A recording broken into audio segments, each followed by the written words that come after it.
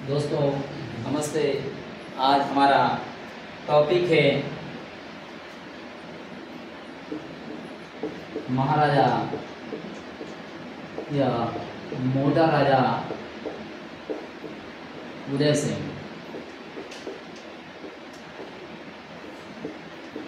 1583 से 1555 ईस्वी। तो हमने राव चंद्र सेन के बारे में पढ़ा कि मारवाड़ का प्रताप का अग्रगामी, मारवाड़ का फूला बिसरा, मारवाड़ का एक महानतम शासक जो कि सिवाना की पहाड़ियाँ, पिपलेश्वर, बादराजून, चारण की पहाड़ियों में संघर्ष करता हुआ इधर उधर घुमा, लेकिन अंत तक मुगलों की अधीनता स्वीकार नहीं करने वाला, जो मारवाड़ के इतिहास में राव मानदेव के बाद एक महान शासक हुआ, जो जिनके बारे में कई बार एग्जाम में प्रश्न भी आता है। मारवाड़ का प्रताप का अग्रगामी, मारवाड़ का भूला बिसरा शासक। और कई बार ये भी आता है कि 1570 में दिल्ली नागौर दरबार में गया, लेकिन अधीनता स्वीकार नहीं करी और वापस आ गया। तो ये राव चंद्रसेन थे।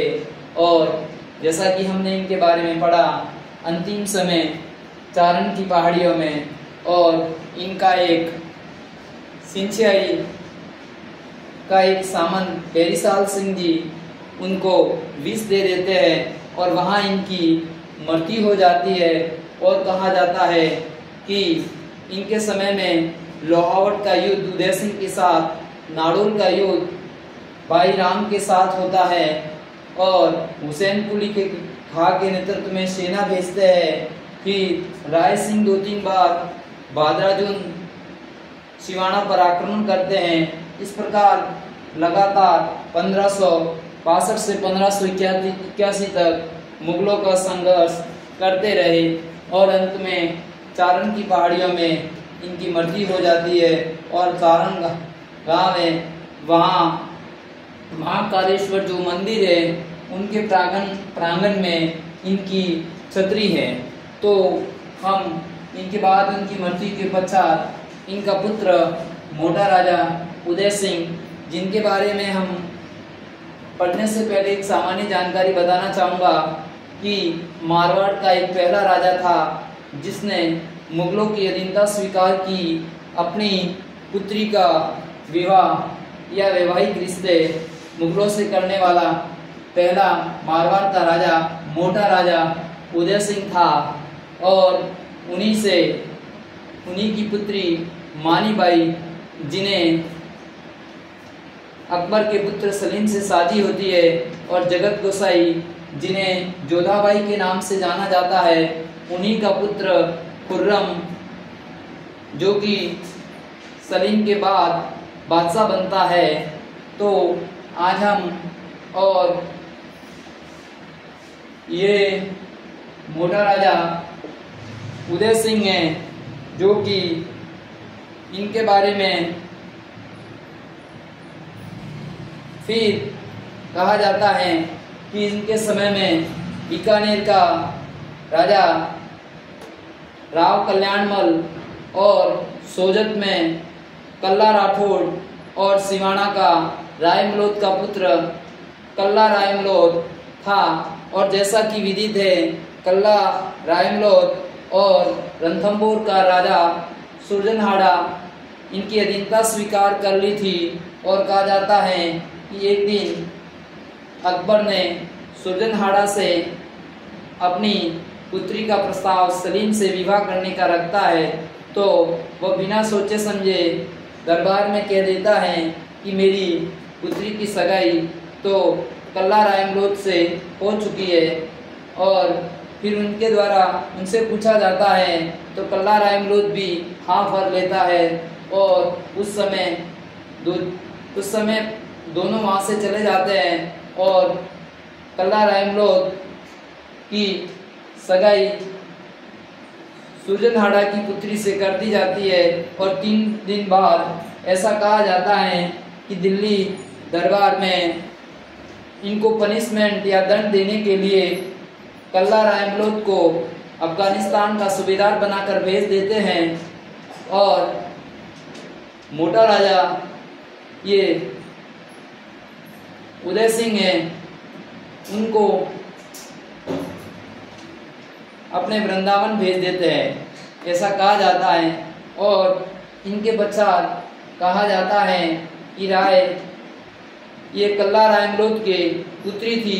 कुछ समय पश्चात अकबर पुनः प्रस्ताव रखता है और सलीम के साथ शादी करने का, तो वह दरबार में हाँ भर लेता है और शादी के लिए तैयारी करता है। और यहाँ आकर वह एक स्वाभिमान राजपूत का स्वाभिमान जाग उठता है और यहाँ उनका पुत्र आने पर उनको बेइज्जत करके यहाँ से भेज दिया जाता है।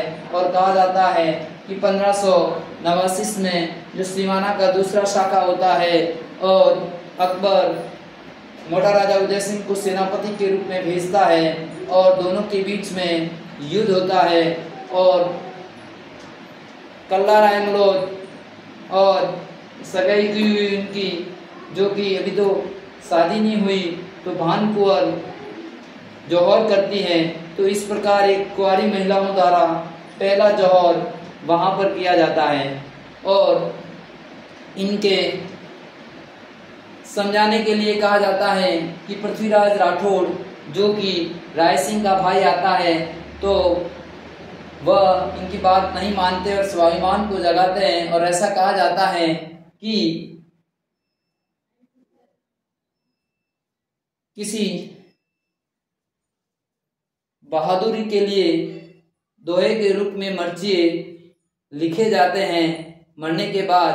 तो कहते हैं कि पृथ्वीराज राठौड़ को ये कल्ला रायमलोध कहते हैं कि मेरे दोहे लिख दो, तो उन्होंने कहा कि ये तो मरने के बाद, तो उनके कहने पर कहते हैं कि मर्चिए उनके जीवित ही लिख दिए थे और उसमें वो ये शहीद हो जाते हैं या वीरगति को प्राप्त करते हैं और इनका अगला राजा सूर सिंह बनता है। तो हमने मोटा राजा उदय सिंह, तो अपने को ध्यान रखना है 1581 से 1583 को मारवाड़ को खालसा घोषित कर दिया जाता है। खालसा। और इनके पश्चात 1583 में जो अकबर की अधीनता स्वीकार करते हैं, मोटा राजा उदय सिंह राजा बनता है। और जैसा कि इनकी पुत्री मानीबाई की शादी सलीम, जो बाद में जहांगीर के नाम से राजा बनता है, उनसे कर ली जाती है और इनको एक उपाधि दी जाती है, जगत गुसाई, जगत की मालकिन।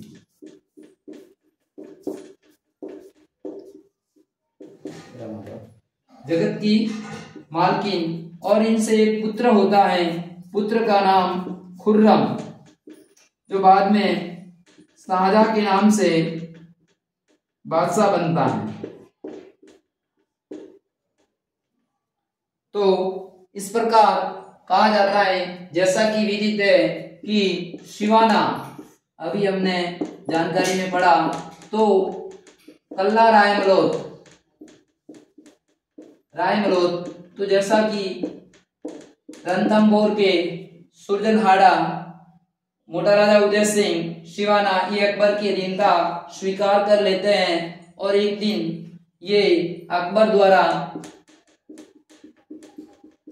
पुत्र सलीम के लिए कहते हैं कि सुरजनहाड़ा की पुत्री भान कुंवर से शादी करने का प्रस्ताव रखते हैं। तो सुरजनहाड़ा बड़ा स्वाभिमान, जो रणछोड़ मंदिर कट्टर हिंदू था, तो उसने बिना पूछे ही उस दरबार में कह दिया कि सर, मेरी जो लड़की है इनकी शादी तो कल्ला रायमलोध से कुछ समय पहले कर दी है। इस प्रकार यहाँ से जाने के बाद 2-4 दिनों में ये सगाई कर लेते हैं। और कहा जाता है कि कुछ समय पश्चात अकबर दिल्ली में दरबार में उनको बुलाता है और कहते हैं कि पनिशमेंट के रूप में इनको भेज देता है, कल्ला राठौड़ को अफगानिस्तान भेज देता है और इनको सुरजनहाड़ा होता है, जो कि सुरजनहाड़ा इनको वृंदावन भेज देता है। इस प्रकार कहा जाता है कि कल्ला रायमलोध और एक मुगल सेनापति के बीच में आपसी खींचतान होती है, विवाद हो जाता है और ये मुगल सेनापति को मार देता है। मुगल सेनापति जो इनके साथ अफगानिस्तान में होता है उसको मार देते हैं और वापस शिवाना आ जाते हैं। फिर अकबर द्वारा इन्हें समझाया जाता है और इस प्रकार फिर वहां जाते हैं और अकबर एक प्रस्ताव रखते हैं कल्ला रायमलोध से कि अपनी पुत्री है उनकी शादी सलीम से कर दी जाए। फिर कल्ला रायमलोध कुछ समय मांगता है और शिवाना आ जाता है। शिवाना आने के बाद कहा जाता है कि उनका स्वाभिमान जाग जाता है और समय के अनुसार जब वहां पर सलीम आता है तो इनकी बहुत अच्छी खातिरदारी यानी अच्छी वाली धुलाई कर दी जाती है और वहां से वह भाग जाता है।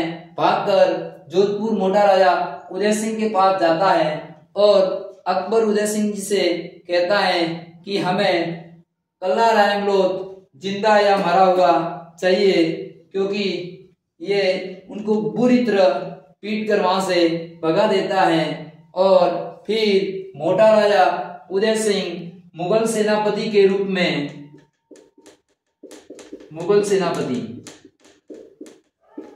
मोटा राजा उदय सिंह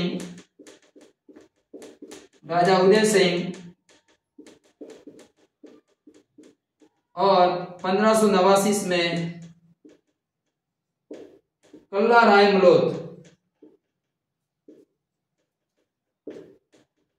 रायमलोध के बीच युद्ध होता है और कहा जाता है कि युद्ध से पूर्व राय सिंह का एक भाई था पृथ्वीराज राठौड़, जो अकबर के दरबार में एक अच्छा कवि था। पृथ्वीराज राठौड़ वह उन्हें समझाने आता है, लेकिन ये बात नहीं बैठती है। तो इनके ये कोई बहादुरी में लड़ते हुए मारा जाता है, बहादुरी लड़ते हुए युद्ध भूमि में लड़ते हुए मारा जाता है। तो उनके याद में जो मर्चिए एक प्रकार के दोहे लिखे जाते हैं। तो कहा जाता है कि पृथ्वीराज राठौड़ को ये कहते हैं कि आप अच्छा दोहा लिखते हो, मैं तो अब युद्ध भूमि में जब बहादुर से लड़ते हुए कौन देखेगा। और कहते हैं कि अभी इनकी सगाई हुई थी तो विवाह नहीं हुआ था। तो कहते हैं कि पृथ्वीराज राठौड़ जीवित मर्चिए लिखते हैं और 1500 ये मानते नहीं है। इस प्रकार 1589 में दोनों के मध्य युद्ध होता है और कल्ला रायमलोध